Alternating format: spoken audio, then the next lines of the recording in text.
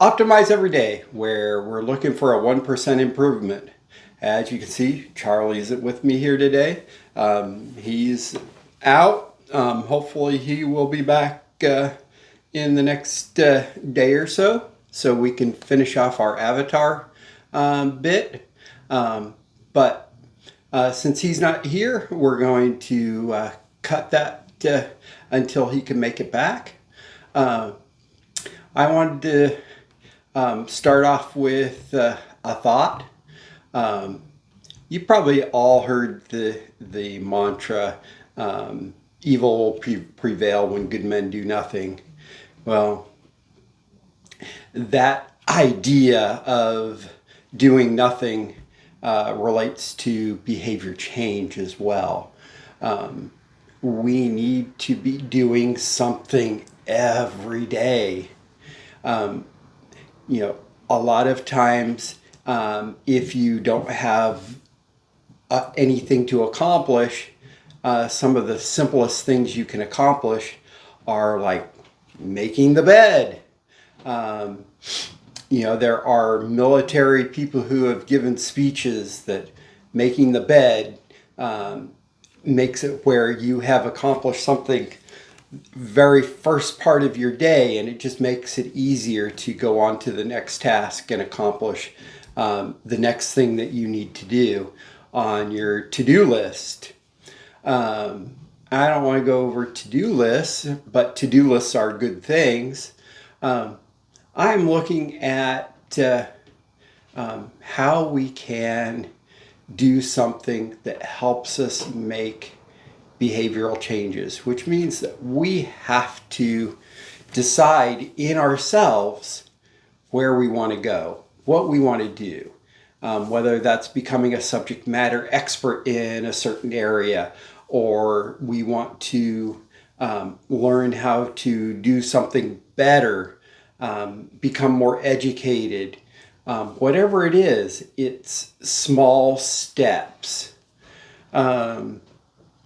There is research that shows that when we spend 10,000 hours on something, at that point we can become an expert. At 10,000 hours, that's a lot of time. And that basically means working a 40-hour-a-week job, 50 weeks a year. That's 5 years. That's a lot of time and investment.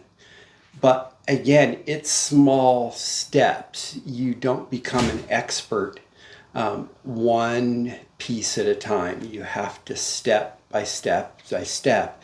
You have to learn piece by piece by piece.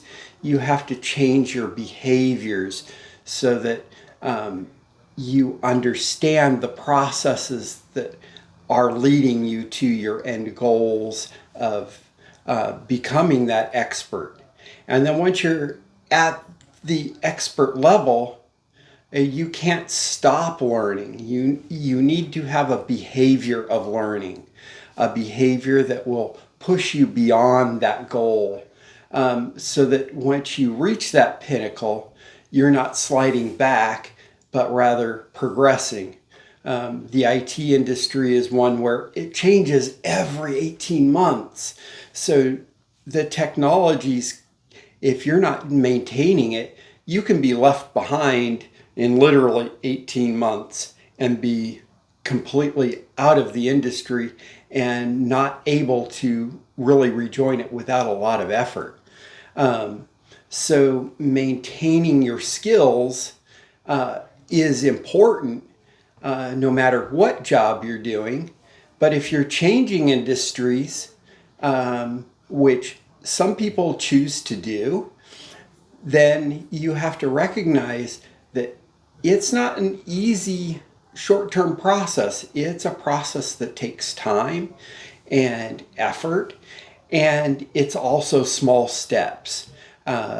You have to set up a plan, and the plan should not be a set of goals, but it should be a rather a set of systems. And those systems should be leading you in the direction that you want to go. By developing the systems, once you get into a place where you've mastered a small piece, then you can keep that system going to master other areas. So that way you are an expert in that small little bitty area, and then you can grow and expand and increase your expertise and become the expert that you need to be, so that you can sell your product or service or whatever it is that you're trying to gain.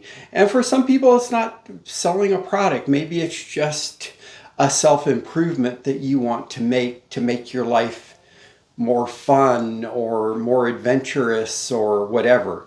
You know, if somebody wants to be a mountain climber and you want to climb Mount Everest, the skills that you need to be able to climb Mount Everest are not going to come in a day. In fact, it's going to take you probably several years to master that. If you want to be a good runner and run marathons, that's going to take you time as well. If you want to run an Ironman, heaven forbid, swim a mile out, a mile back in the ocean, and then ride a bicycle for 100 miles, and then run 26.2 miles, which is a marathon, and do that in one race. I laud those guys that have the stamina and the ability and the desire to do that, but I don't have that desire to do that. When you have a desire to do something like that, you need to put in the effort required, and it shows by your actions, not by your words. So you have to be committed, and that commitment comes from inside of you. It doesn't come from some external source. Now, we have talked about, hey, buying a pair of shoes so that it'll encourage you to go outside and step out to start doing a walk so you could run a mile or whatever it is. That's a first start. That's a start in creating a system that will work for you. But you don't necessarily have to have signposts that say, I'm going to get some tangible good when I reach some particular pinnacle. In a lot of cases, maybe that's necessary because you need different equipment to be able to scale new heights. And maybe you need new tools to be able to make new cutting edge toys or whatever it is. Maybe you need new tools that will help you to make a better mousetrap, per se. The goal here, or the behavior we're looking for, is something that is showing that you have a consistency, that you're putting forth effort, that you're developing yourself into a success. Success breeds success, and failure breeds failure. But the failure breeds failure is not always true, because a lot of times successes have tons of failures. So failure is not a bad thing, but success is a good thing. And we need to be developing strategies and processes that help us to be successful. We will see failures along the way. If you sit there and say, oh, I'm going to run a mile in 6 minutes, and you haven't run for a long time, and you try and do that today, you'll probably fail, unless you're super fit.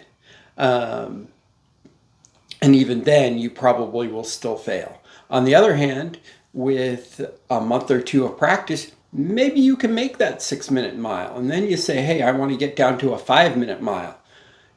That's going to require a lot more effort.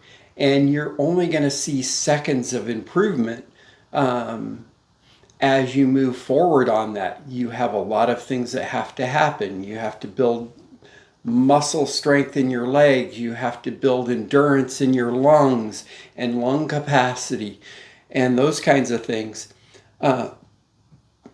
And by making the small steps, you will make it, and you will reach those pinnacles that will allow you to move on further. I look forward to hearing your comments on how processes that you have been working on or been doing have helped you to improve.